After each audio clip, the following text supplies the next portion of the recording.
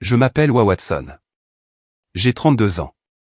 La semaine dernière, mon père a pointé du doigt la porte de ma chambre, et a dit froidement, « Libère la chambre tout de suite, Wa. Ton frère aîné, Connor, et sa femme enceinte, Brittany, en ont besoin. » Brittany s'est avancée, une main frottant son ventre, m'a toisé de haut en bas avec un pur dégoût, et a déclaré, « Honnêtement, ce serait mieux si tu quittais complètement la maison. Nous n'avons plus besoin de toi ici. Tu n'es qu'un fardeau, qui prend de la place. » Ma mère se tenait là, regardant silencieusement le sol. Pas un seul mot pour me défendre. Ma propre famille m'a jeté dehors, comme un déchet. J'ai fait mes valises sans discuter, et je suis parti. 2 jours plus tard, Brittany m'a appelé, la voix tremblante et hystérique, « Ce n'est pas vrai. S'il te plaît, dis-moi que tu n'as pas envoyé ces papiers. » Je les avais envoyés. Ce qu'ils ignoraient, c'est qu'ils n'avaient pas seulement mis leur sœur à la porte. Ils avaient expulsé la véritable propriétaire de toute la maison. Et cette unique lettre recommandée était sur le point de détruire tout ce qu'ils pensaient posséder. C'est le moment où la fille invisible a enfin riposté.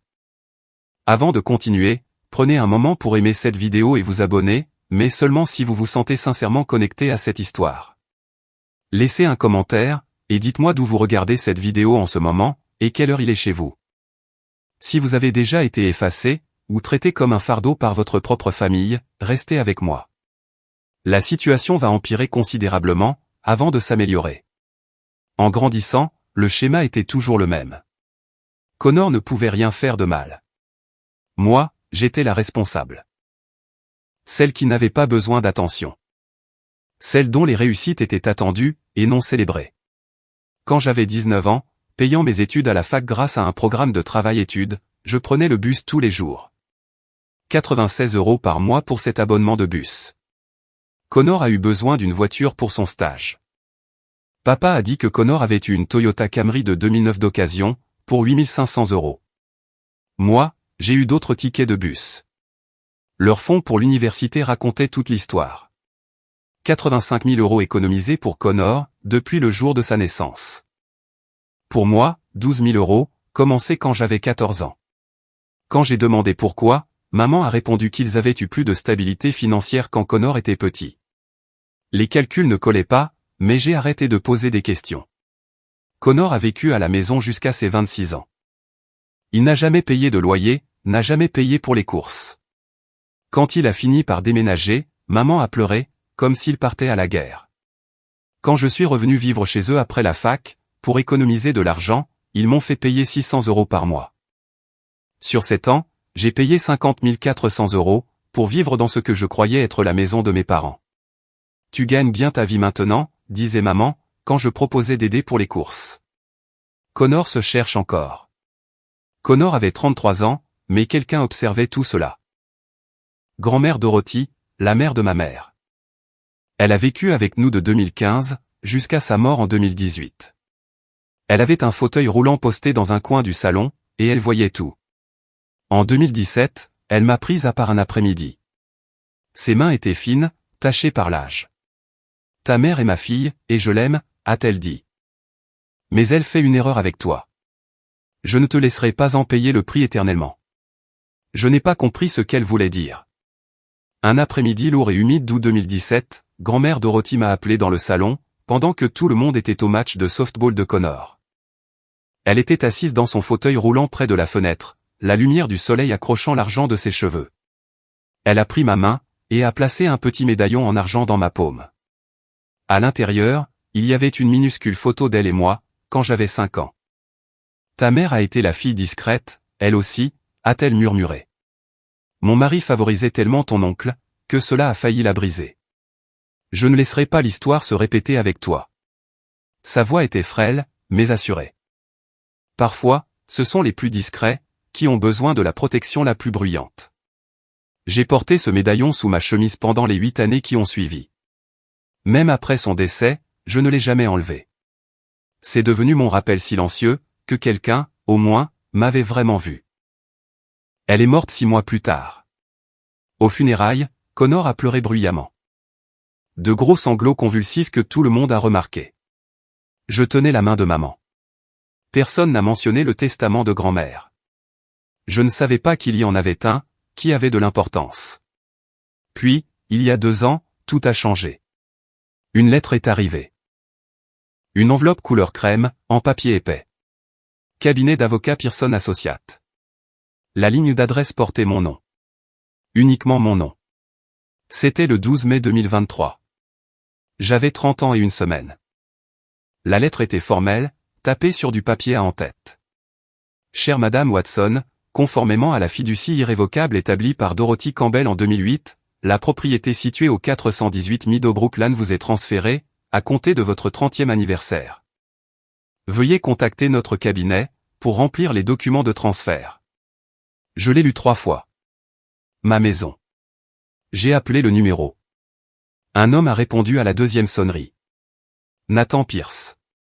J'ai reçu une lettre concernant un transfert de propriété. Madame Watson. J'attends cet appel depuis 15 ans. Nous nous sommes rencontrés 6 jours plus tard, à son bureau sur Main Street.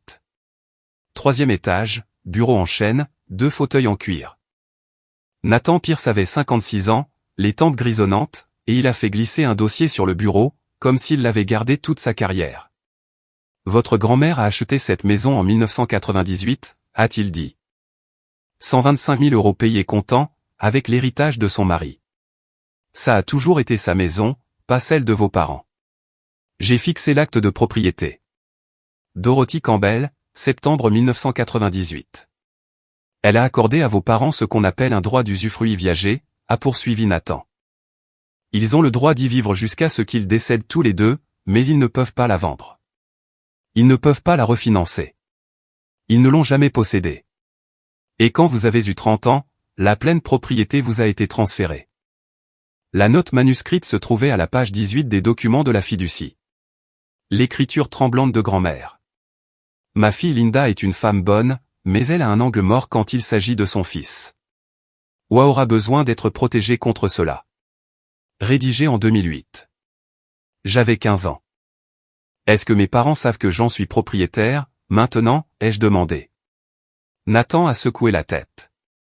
Dorothy a spécifiquement demandé qu'il ne soit pas informé. L'acte est dans le domaine public. N'importe qui peut faire une recherche, mais la plupart des gens ne vérifient jamais. Elle a dit, s'il le savait, il trouverait un moyen de te faire pression. Pour que tu la cèdes à Connor. Je suis restée pensive. Ma grand-mère avait tout vu. Le favoritisme, l'inégalité, le syndrome de l'enfant prodige, et elle avait passé ces dernières années à construire un mur juridique, pour me protéger. Donc, ils pensent qu'ils sont toujours propriétaires de leur maison, ai-je dit.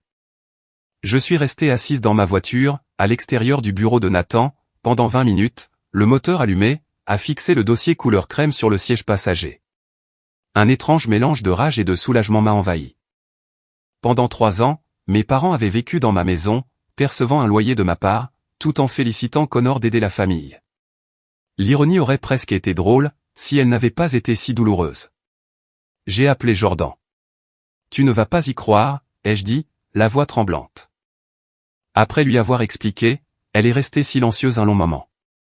Ouah, c'est énorme, mais tu dois faire attention.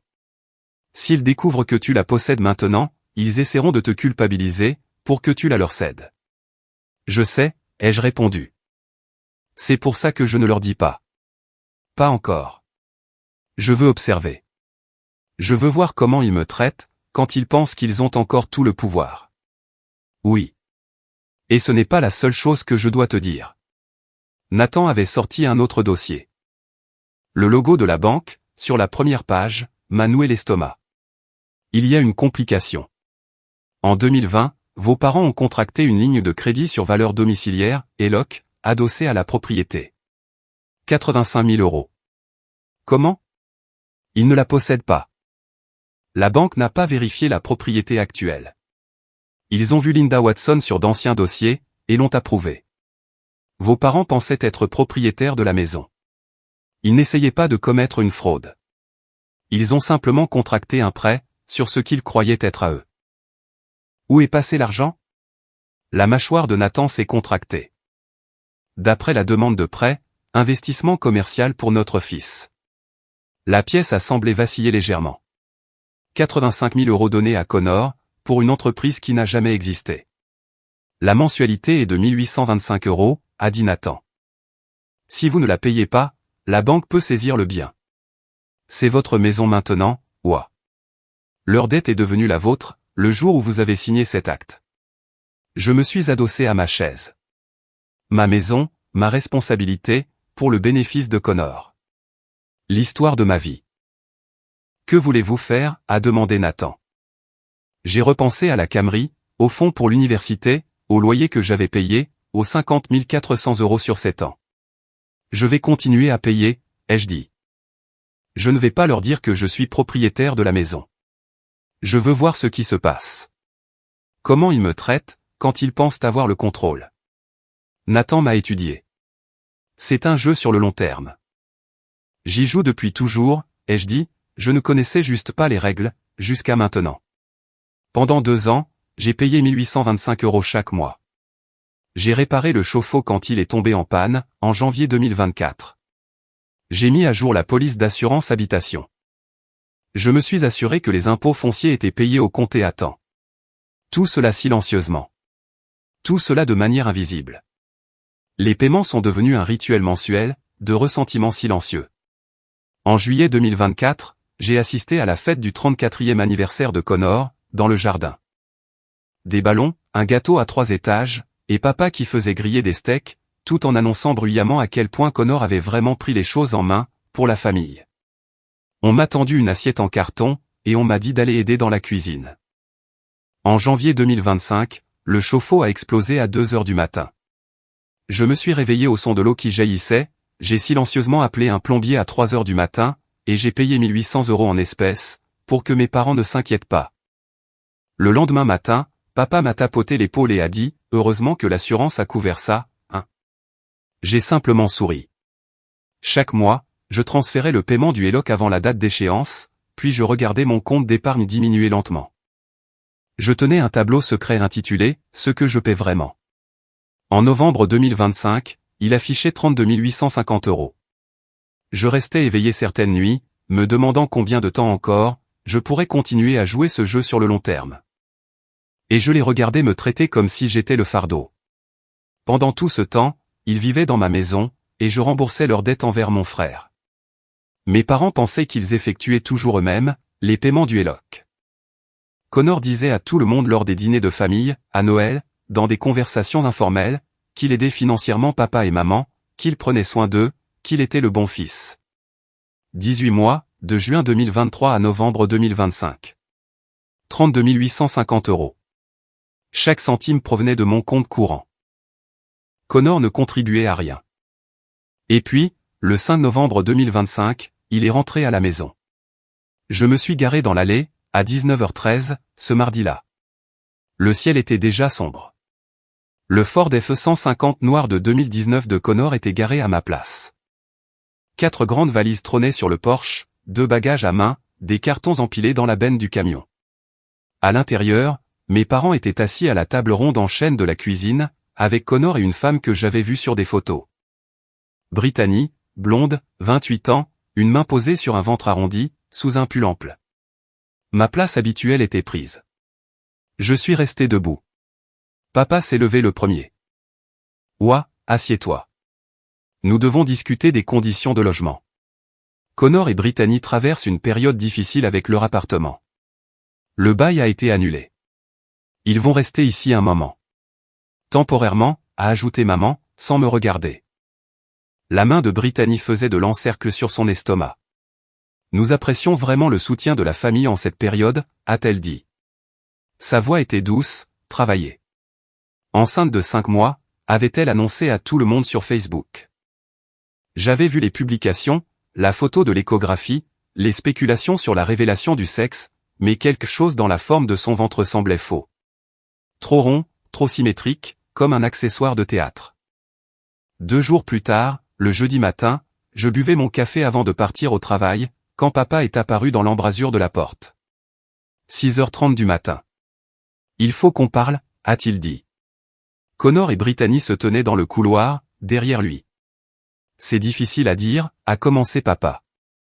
Mais Connor et Brittany ont besoin de plus d'espace. La chambre d'Amy ne convient pas. Nous pensons qu'il est préférable qu'il prenne ta chambre. Ma chambre? Tu as ta propre salle de bain, a dit Brittany en s'avançant, n'affirmant pas, mais constatant. La lumière naturelle est meilleure pour le développement du bébé. Votre père a dit que vous comprendriez. J'ai regardé maman. Elle regardait le sol. Ce n'est que temporaire, ouah, a dit papa. Mais Connor transportait déjà des cartons à l'étage, vers ma chambre. Le jeudi soir, la situation a dégénéré. Papa a pointé du doigt la porte de ma chambre. Libère la chambre tout de suite, ouah. Ton frère aîné, Connor, et sa femme enceinte, Brittany, en ont besoin. Brittany s'est avancée, une main frottant son ventre, m'a toisé de haut en bas avec un pur dégoût. Honnêtement, ce serait mieux si tu quittais complètement la maison. Nous n'avons plus besoin de toi ici. Tu n'es qu'un fardeau, qui prend de la place. Maman se tenait près de la fenêtre, regardant le sol, silencieuse. Ma propre famille m'a jeté dehors, comme un déchet. J'ai appelé ma meilleure amie, Jordan Mills. Elle est venue le vendredi soir, et m'a aidé à faire mes cartons. Nous n'avons pas beaucoup parlé. Elle connaissait l'histoire. Elle m'avait entendu parler de Connor pendant des années. Alors que je portais le dernier carton jusqu'à ma voiture, Brittany est apparue sur le pas de la porte. C'est mieux pour tout le monde, a-t-elle dit. Son manteau était ouvert. Sa main était de nouveau sur son ventre, et ce ventre ne bougeait pas. Pas de la façon dont une vraie grossesse bouge, quand on marche. Il restait là, parfait, rond, immobile. J'ai quitté le 418 Meadowbrook Lane, ma maison, parce qu'il ne savait pas qu'elle était à moi. J'ai conduit directement jusqu'à l'appartement de Jordan. Dès l'instant où elle a ouvert la porte, je me suis effondré. Les premières vraies larmes que j'avais versées depuis des années. Elle m'a serré dans ses bras sans rien dire. Nous sommes restés assises sur son canapé jusqu'à minuit, pendant que je lui racontais tout. Tu ne leur dois plus ton silence, a-t-elle dit fermement. Commence à tout documenter. Cette nuit-là, j'ai créé un dossier caché sur mon ordinateur portable. J'ai commencé à enregistrer des captures d'écran des publications de grossesse de Brittany, d'anciens SMS où Connor se vantait d'aider papa et maman, et chaque relevé bancaire. Pour la première fois de ma vie, je ne faisais pas qu'endurer, je me préparais, et je voulais voir exactement ce qu'ils allaient faire. 3 jours plus tard, le 12 novembre 2025, le service de réexpédition du courrier a intercepté une lettre. First National Bank of Pennsylvania, succursale de Lancaster, adressée à Wilder Watson, concernant une récente activité de refinancement. Merci d'avoir choisi First National pour vos besoins de refinancement. Votre nouveau montant de prêt, de 220 000 €, a été traité. Les mensualités de 1 685 € commenceront le 1er décembre 2025. Je n'avais rien refinancé du tout. J'ai appelé la banque. 7 minutes de musique d'attente, puis une voix de femme. Madame Watson, nous avons votre signature sur tous les documents. Notarié le 12 octobre. Je suis allé à la banque en personne le lendemain, vendredi, à 14h30. Claire Reynolds était l'enquêtrice des fraudes. 41 ans. Le regard vif. Elle a étudié la signature sous une lampe à son bureau. Ce n'est même pas ressemblant, a-t-elle dit. Votre vraie signature figure dans nos dossiers, depuis que vous avez mis à jour l'acte de propriété en 2023. Celle-ci, elle a montré du doigt, la boucle du W est fausse. L'inclinaison est fausse. Quelqu'un a calqué votre signature, et a fait du mauvais travail. 18 pages. 5 signatures falsifiées, toutes notariées par Beverly Hutchkin, une notaire légitime de Lancaster. Il va falloir que je parle à Madame Hutchkin, a dit Claire. La déclaration est revenue 2 jours plus tard. Beverly avait notarié les documents de bonne foi. Une femme avait présenté une pièce d'identité au nom de Watson. Beverly avait vérifié la photo. Elle correspondait à la femme devant elle. Elle a mis son tampon. La femme, c'était Brittany. Fausse carte d'identité. Watson. Photo de Brittany. Où est passé l'argent, ai-je demandé à Claire. Elle a affiché le registre des transactions sur son écran. 16 octobre 2025. Un jour après que le prêt ait été financé. Virement bancaire, 220 000 €. Destinataire, Connor Watson. J'étais assise dans ma voiture, à l'extérieur de la banque. Le parking était à moitié vide. Un vent froid faisait trembler les vitres. Connor avait volé 220 000 € sur ma maison, en utilisant mon nom. J'ai sorti mon téléphone, et j'ai appelé 3Rix, le soi-disant partenaire commercial de Connor. Le numéro se trouvait dans une vieille conversation par SMS, datant d'un barbecue familial, il y a 2 ans. 3 a répondu à la 4e sonnerie. Ouais. C'est Wilder Watson, la sœur de Connor. Oh, salut. Il avait l'air confus. Connor m'a dit que vous lanciez une entreprise tous les deux. Je voulais me renseigner sur le calendrier. 3 a ri. Il a vraiment ri. Une entreprise. Connor t'a dit qu'on lançait une entreprise. M'dame, Connor me doit 12 000 balles suite à une partie de poker. Il ne répond plus à mes appels depuis 4 mois. Il n'y a pas d'entreprise. Je suis resté dans le parking de la banque, à faire défiler le profil Instagram de Brittany. Story après story, de nouveaux sacs de créateurs, une installation professionnelle d'éclairage circulaire, une machine à expresso à 1200 €, avec la légende « Mon mari me gâte pourri ». En seulement 3 semaines, elle avait dépensé plus de 65 000 €. J'ai ouvert les relevés Coinbase, que Claire m'avait discrètement envoyés. Le 17 octobre, Connor a acheté pour 89 000 € de Bitcoin. Le 2 novembre, il avait vendu avec une perte de 40%, juste au moment du krach du marché. Le reste de l'argent avait servi à rembourser le prêt de son camion, et leur somptueux mariage civil. Mes mains tremblaient, non seulement de colère, mais à cause de la réalisation effrayante que Brittany était entrée dans l'étude d'un notaire, avec une fausse carte d'identité portant mon nom et sa photo. Et personne n'avait posé de questions. J'ai raccroché. 220 000 €. J'ai ouvert l'Instagram de Connor. Les photos racontaient l'histoire. 17 octobre, on avance dans l'espace crypto. La fortune sourit aux audacieux. 29 octobre, parfois on gagne, parfois on apprend. En route pour la prochaine opportunité. Traduction, il avait tout perdu. Les relevés de transactions Coinbase que j'ai obtenus plus tard montraient qu'il avait acheté du Bitcoin le 17 octobre, pour 89 000 €. Il l'avait vendu le 2 novembre, avec une perte de 40%. L'Instagram de Brittany était pire. Sac de créateur, chaussures, un éclairage circulaire pour la création de contenu. 65 000 € en 2 mois. Le tout identifié avec des noms de marque. Tout acheté avec mon argent. Le remboursement du prêt du camion, 35 000. Connor était dans le rouge sur son FE150 de 2019 depuis 2 ans. Le mariage en juin, 18 000. Cérémonie au palais de justice, suivie d'une réception dans un vignoble, 45 invités. Que restait-il? 13 000 €, dormant sur un compte courant commun, qui s'épuisait rapidement. Connor avait dilapidé 220 000 € en 3 semaines. Et maintenant, il vivait dans ma maison, dormait dans ma chambre, pendant que sa femme portait un faux ventre de femme enceinte, et me traitait de fardeau. Je me suis assise dans l'appartement de Jordan, ce soir-là. Son canapé, une couverture, mon téléphone sur la table basse. « Qu'est-ce que tu vas faire ?» a-t-elle demandé. J'ai regardé les dossiers que j'avais commencé à constituer. Relevé bancaire, acte de propriété, déclaration sur l'honneur du notaire, capture d'écran Instagram, confirmation de virement bancaire. Je vais monter un dossier, ai-je dit. Du 13 novembre au 31 décembre. 52 jours. Je suis resté chez Jordan. Elle avait une chambre d'amis. Elle a refusé que je paie un loyer. Tu as payé assez de loyer dans ta vie, a-t-elle dit.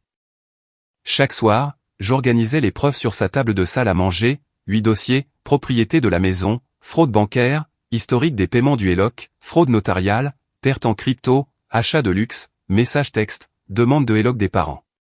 173 pages de documentation.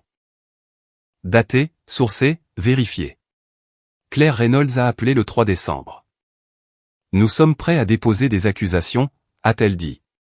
Fraude bancaire, usurpation d'identité, faux en écriture. Votre frère et sa femme vont être arrêtés. Pouvez-vous attendre jusqu'à quand? Jusqu'après Noël. Silence sur la ligne. Et pourquoi? Je veux qu'ils se sentent d'abord en sécurité. Le 20 décembre, maman a appelé. 19h45, j'étais chez Jordan, en train de regarder la télé. Ouah, ma chérie, on fait Noël à la maison cette année. Connor et Brittany veulent recevoir. Est-ce que je peux venir? Un silence assez long pour que je vérifie si l'appel n'avait pas coupé. C'est compliqué, a finalement dit maman. Brittany est très stressée avec la grossesse. Elle ne veut pas de tension.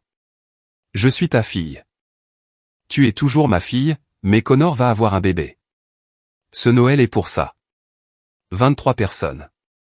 Famille élargie, voisins, amis. Dîner de Noël au 418 Meadowbrook Lane, ma maison, sans moi. J'ai raccroché, et j'ai appelé Nathan Pierce. Je suis prête, ai-je dit. La publication Instagram est apparue le 26 décembre. Ma cousine Ashley, infirmière au Lancaster General, 33 ans, calée en technologie, m'a envoyé une capture d'écran par SMS. Une photo, Connor en bout de table. Le bras autour de papa. Vers levé. Grand sourire. La légende du comte de Brittany, béni d'avoir un mari qui prend soin de sa famille. Famille à bord béni. Le message d'Ashley, ton frère est tellement généreux. Il nous a dit qu'il couvrait les dépenses de tes parents, depuis plus d'1 an. Ils ont tellement de chance de l'avoir. Couvrant les dépenses. Je me suis connecté au compte bancaire de mes parents. Ils m'avaient ajouté comme cotitulaire en 2019, quand papa avait eu une alerte cardiaque. Au cas où. Maman avait dit, 24 mois d'historique. Dépôt, pension de papa, 2100 par mois. Chèque de salaire de la bibliothèque à temps partiel de maman, 890.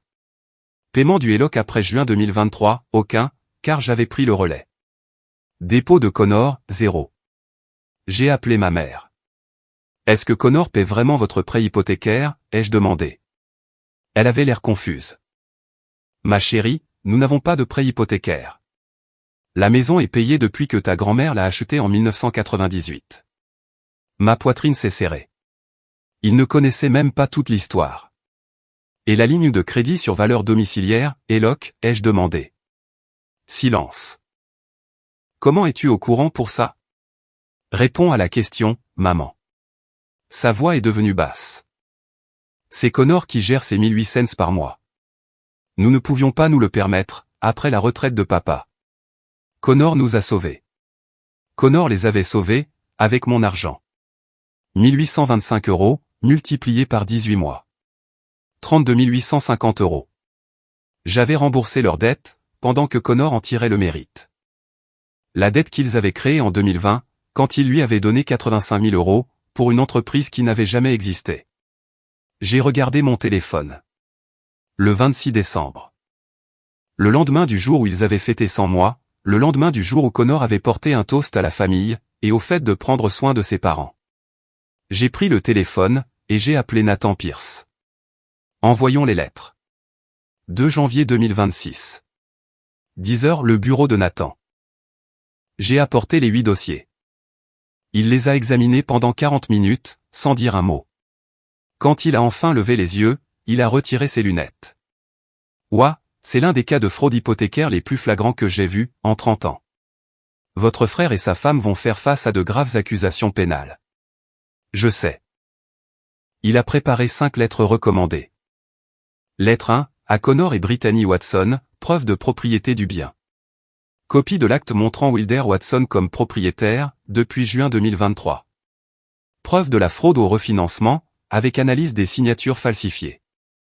Lettre 2, à Denny et Linda Watson, vérité complète sur la propriété du bien. Historique de la fiducie de grand-mère. Explication de l'usufruit viager. Avis d'expulsion de Connor. Révélation que OA a payé le HELOC depuis juin 2023. Lettre 3, à Connor et Brittany Watson, avis officiel d'expulsion sous 30 jours, effectif au 4 février 2026. Lettre 4, à Connor Watson, demande de remboursement des 220 000 €.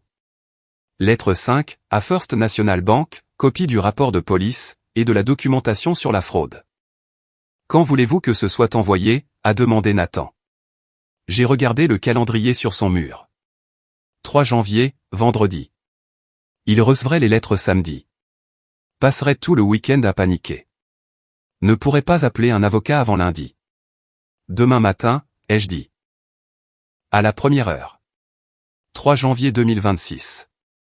9h15 Bureau de poste de Main Street. 5 enveloppes certifiées, chacune nécessitant une signature, chacune suivie. L'employé des postes les a scannées, une par une. Celles-ci vont toutes à la même adresse? 4 à la même adresse, ai-je dit, une à la banque. Elle a imprimé les reçus. Quelqu'un ne va pas passer un bon week-end. J'ai suivi les colis toutes les heures. 10h, en transit. 13h, en cours de livraison. 15h47, livré. Signature reçue. Connor Watson. Il avait signé pour son propre avis d'expulsion, pour la documentation prouvant qu'il avait volé 220 000 € à sa sœur, pour des preuves qui allaient détruire son mariage, sa réputation, et toute prétention à la supériorité morale, qu'il avait occupé toute sa vie. J'ai éteint mon téléphone. Jordan m'a demandé ce soir-là, « Tu te sens mal ?» J'y ai réfléchi. Vraiment réfléchi. Il m'avait mise à la porte de ma propre maison, avait volé 200 000 € en utilisant mon nom, avait menti à mes parents sur le paiement des factures, m'avait exclu de Noël, m'avait traité comme si je n'étais rien. Mon téléphone était face contre le comptoir, silencieux. Non, ai-je dit. Je me sens prête. Les appels ont commencé samedi soir. Quand j'ai enfin rallumé mon téléphone dimanche matin, j'avais 15 appels manqués. Connor 6, Brittany 4, Papa 3, Maman 2. 23 SMS. Le ton montait avec chacun d'eux. Connor, 16h32, samedi, appelle-moi. Connor, 17h18, c'est quoi ce bordel? Connor, 18h03, t'es folle. Ces documents sont faux. Brittany, 19h41, s'il te plaît, appelle-moi. Brittany, 20h15, on peut tout expliquer. Brittany, 21h52, Connor dit que tu mens. C'est illégal. Papa, 22h30, ouah, je ne comprends pas ce qui se passe. Appelle-moi. Dimanche 5 janvier, 23h23. Mon téléphone a sonné. Brittany. J'ai laissé sonner 4 fois. Puis j'ai répondu.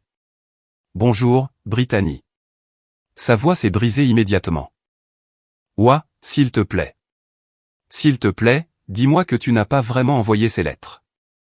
Connor dit que c'est une fraude. Tu mens. La maison appartient à tes parents. Tu ne peux pas nous expulser. J'ai laissé le silence s'étirer. 3 secondes. 4, 5. Brittany, quelle lettre t'inquiète le plus? L'acte de propriété, prouvant que je possède la maison.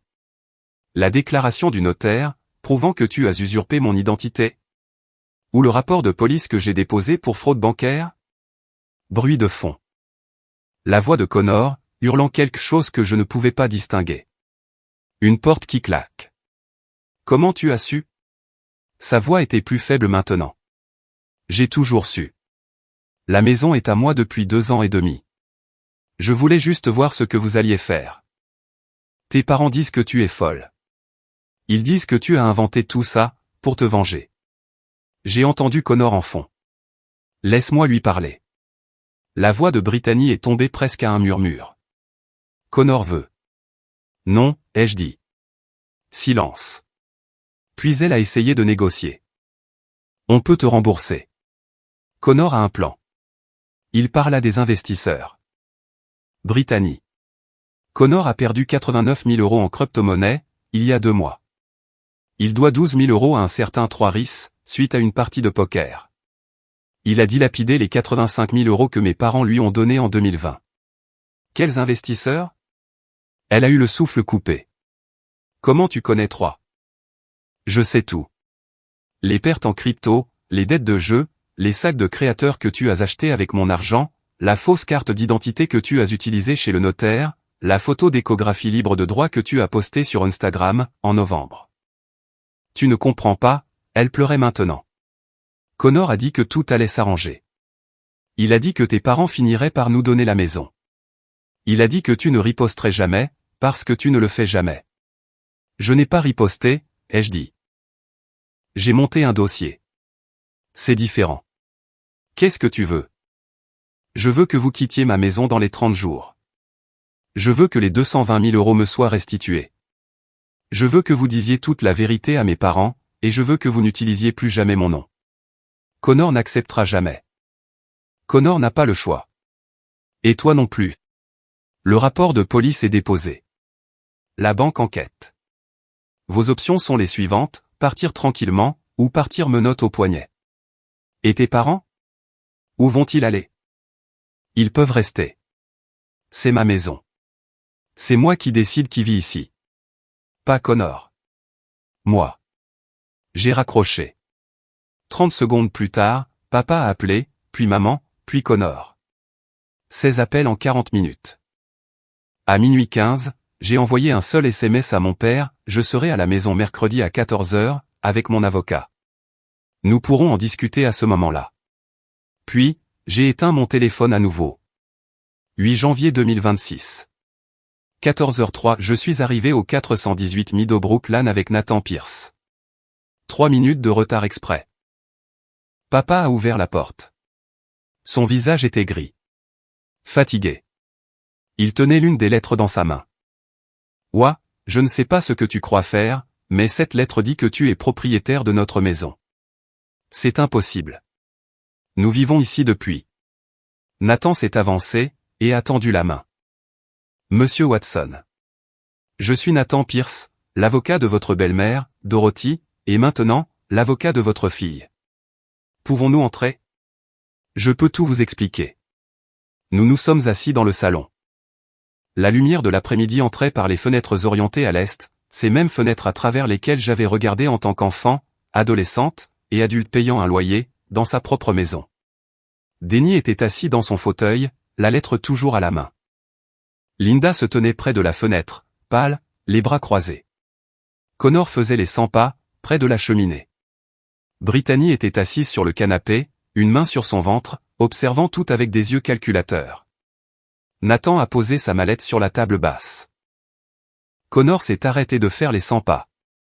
Tout ce qu'elle vous a dit est un mensonge. Cette maison appartient à mes parents. Ouah a falsifié ses documents. Elle essaie de la voler. Nathan a ouvert la mallette. Monsieur Watson, asseyez-vous, s'il vous plaît. Vos parents ont besoin d'entendre cela, et vous devez être assis quand ce sera le cas. Connor s'est assis. Nathan a fait glisser l'acte de propriété sur la table, jusqu'à mon père. Ceci est l'acte de propriété enregistré pour le 418 Meadowbrook Lane, déposé le 5 juin 2023. Le propriétaire légal est Campbell Watson. Pas vous, monsieur Watson. Pas vous, madame Watson. Votre mère, Dorothy, a acheté cette maison en 1998, avec l'argent de son propre héritage. Et l'a placée dans une fiducie irrévocable, en faveur de Wa. Créée en 2008. La main de maman a volé à sa bouche. Quoi? C'est. Maman n'a jamais dit. Dorothy vous a accordé un usufruit viager, a continué Nathan. Vous avez le droit de vivre ici jusqu'à votre décès à tous les deux, mais vous n'avez jamais été propriétaire. Et lorsque Wilder a eu 30 ans, la pleine propriété lui a été transférée. Les mains de papa tremblaient, alors qu'il lisait l'acte. Maman s'est assise lourdement, sur la chaise la plus proche. Mais nous vivons ici depuis 40 ans, la voix de papa s'est brisée. Pourquoi maman ne nous l'a-t-elle pas dit, a murmuré maman. La voix de Nathan était douce, mais ferme. Dorothy voulait protéger Wilder. Elle a vu les dynamiques familiales. Elle savait ce qui pourrait arriver. Denny m'a regardé. Le savais-tu? J'ai croisé son regard. Je le sais depuis mes 30 ans. Presque 3 ans. La voix de Linda est montée. Tu possèdes cette maison depuis 3 ans, et tu ne nous l'as pas dit? Vous m'avez expulsé de ma propre maison il y a 3 mois, ai-je dit. Vous m'avez dit que j'étais un fardeau, qui prenait de la place dans ma propre maison. Pourquoi vous l'aurais-je dit? Maman a détourné le regard. Papa fixait l'acte de propriété, comme s'il était écrit dans une langue étrangère. Le visage de Connor était blême. Attends, tu possèdes ça depuis 2023. La réalité était en train de le frapper de plein fouet. Le refinancement, les signatures falsifiées. Il n'avait pas seulement commis une fraude envers ses parents. Il avait commis une fraude envers moi. Nathan a sorti le deuxième dossier. Il y a autre chose. En 2020, monsieur et madame Watson vous avez contracté une ligne de crédit sur valeur domiciliaire, ELOC, adossée à cette propriété, pour 85 000 euros. Papa a acquiescé lentement. Oui, nous avions besoin d'aider Connor, pour une opportunité commerciale, mais Connor a remboursé. Il paie les mensualités depuis l'année dernière. Non, a dit Nathan. Ce n'est pas lui. C'est Wa. Il a étalé les relevés bancaires sur la table. 18 mois, de juin 2023 à novembre 2025. Chaque paiement, 1825 euros. Chaque paiement, provenant du compte courant de Wilder. Le compte bancaire des parents, aucun paiement ELOC après juin 2023. Le compte bancaire de Connor, jamais de paiement ELOC. 32 850 euros au total, a dit Nathan. Pendant que Connor vous disait que c'était lui qui payait. La voix de maman était à peine audible. Ce n'est pas possible. Connor a dit. Papa s'est tourné vers Connor, la voix brisée. Connor, tu nous as dit que c'était toi qui gérais ça. La mâchoire de Connor s'est serrée. Le visage rouge, silencieux. Connor a redemandé papa. Est-ce que c'est vrai? Tu ne payais pas. Tu as laissé ta sœur payer notre dette. La dette que nous avions contractée pour toi. J'allais la rembourser, a dit Connor. J'allais. Avec quel argent, ai-je dit. C'était la première fois que je parlais, depuis que je m'étais assise. Les 220 000 que tu m'as volés en octobre dernier? Nathan a étalé les documents de refinancement, les signatures falsifiées, la déclaration de la notaire Beverly Hutchkin, la fausse carte d'identité, le virement bancaire sur le compte de Connor un jour après le financement du prêt, les registres de transactions crypto montrant les 89 000 perdus. Les captures d'écran Instagram montrant les 65 000 d'achats de luxe de Brittany, le remboursement du prêt du camion, les dépenses du mariage, tout. Connor s'est levé. C'est un coup monté. Papa, maman, elle me tend un piège parce qu'elle est jalouse. Nathan a gardé une voix égale. Monsieur Watson, nous avons les images de sécurité de la banque du rendez-vous chez le notaire. Votre femme a présenté une fausse carte d'identité, avec le nom de Wilder et sa propre photo. C'est de l'usurpation d'identité. C'est de la fraude.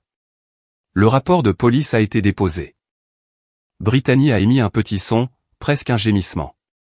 Papa s'est levé, a marché jusqu'à la fenêtre, a tourné le dos à la pièce. Connor, a-t-il dit. Sa voix était basse, vide.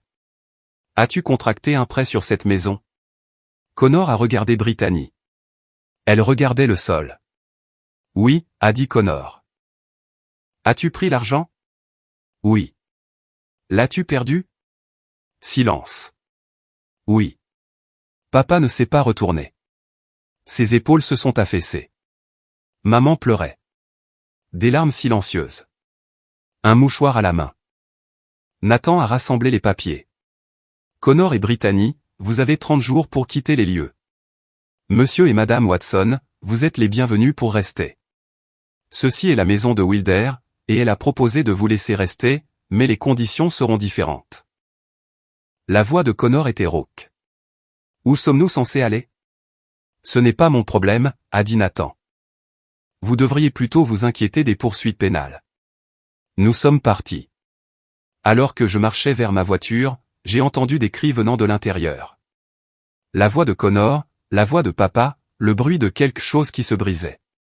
Je suis monté dans la voiture. Nathan est monté côté passager.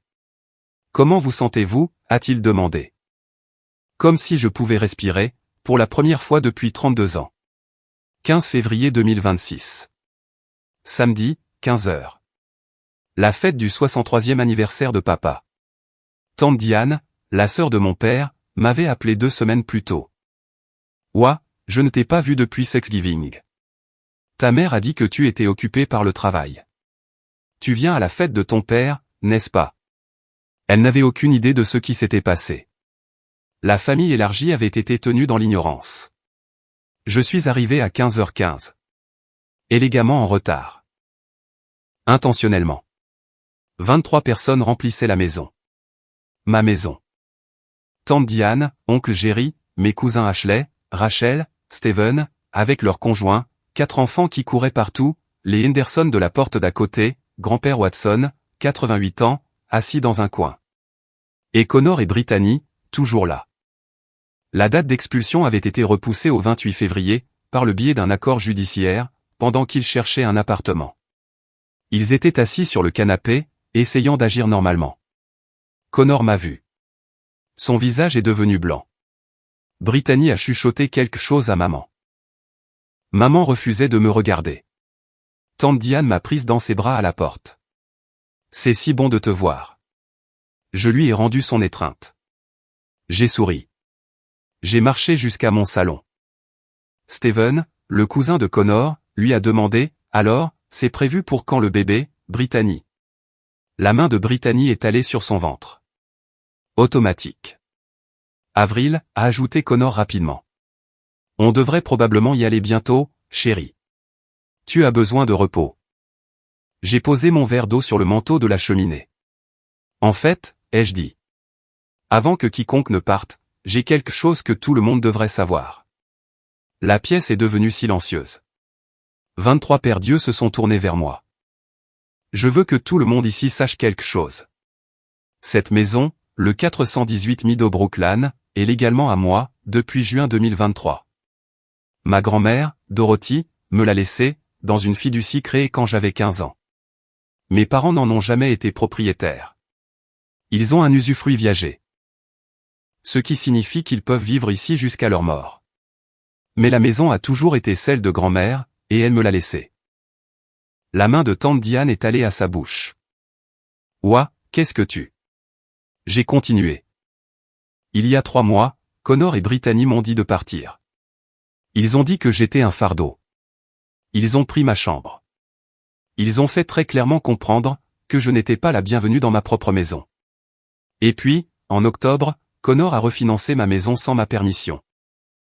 A falsifié ma signature, et a volé 220 000 euros. J'ai sorti l'acte de propriété de mon sac, et je l'ai tenu en l'air.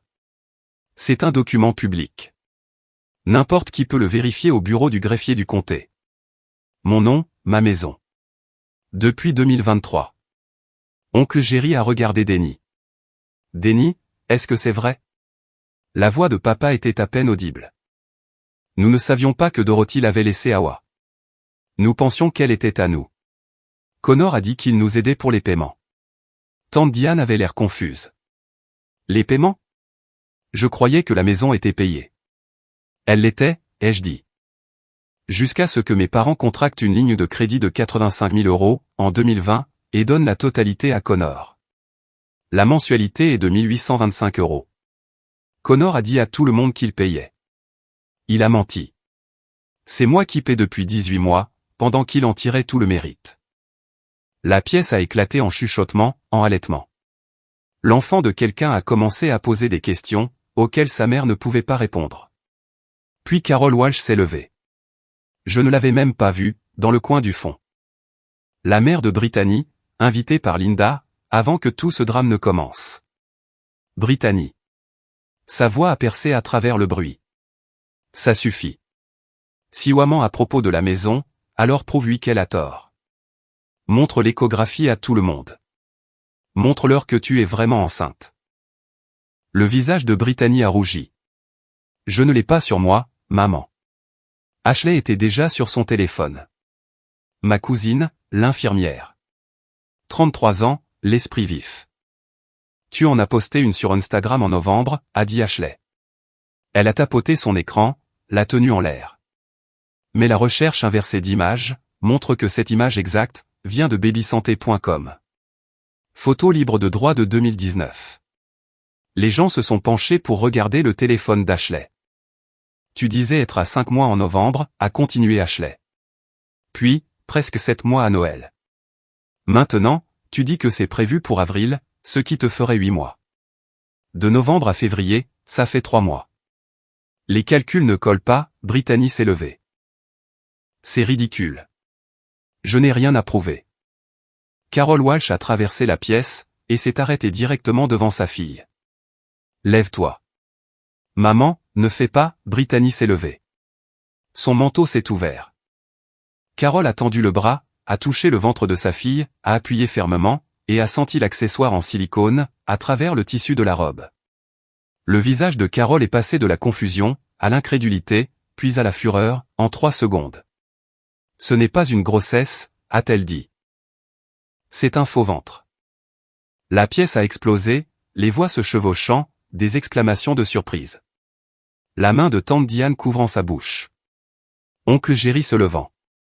Grand-père Watson demandant ce qui se passait. L'enfant de quelqu'un a commencé à pleurer. La voix de Carol Walsh a couvert tout le reste. Enlève ça tout de suite. Enlève ce faux ventre, devant tout le monde.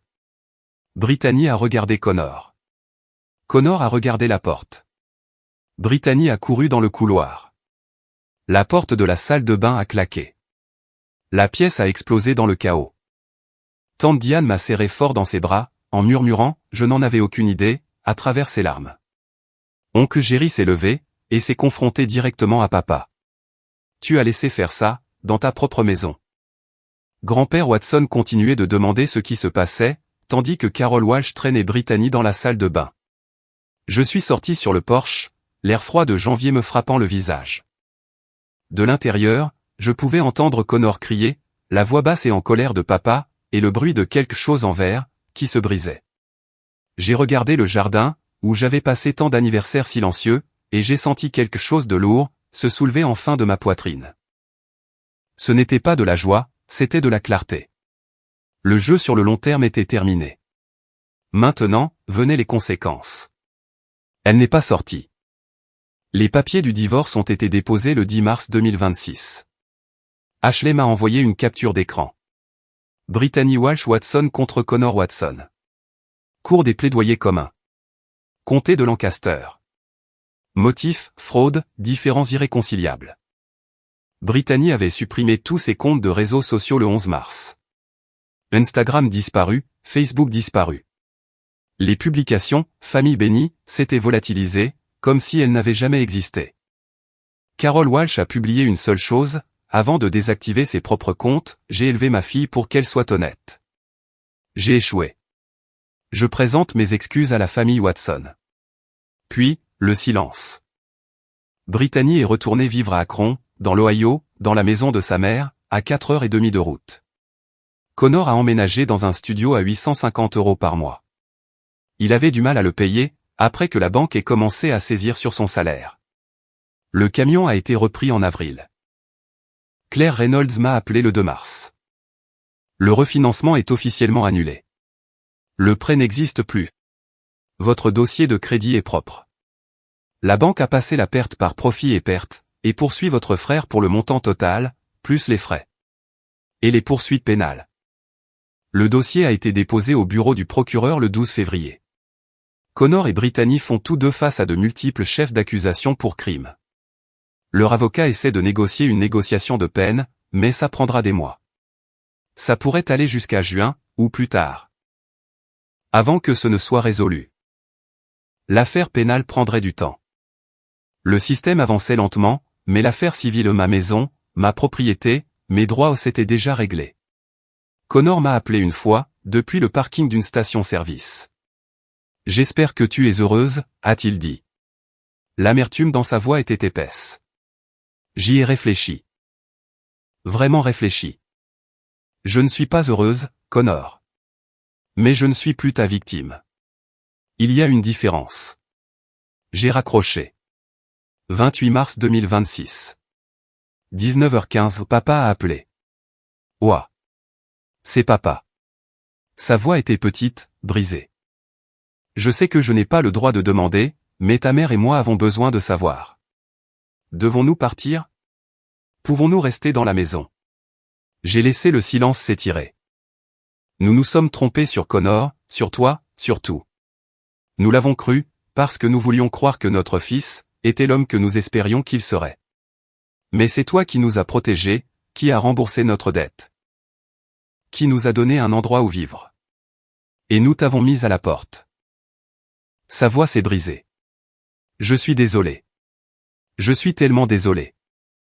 J'ai regardé le contrat de location que Nathan avait rédigé. 1 an, 1200 cents par mois. Conditions de location standard. Oui, ai-je dit. Vous pouvez rester.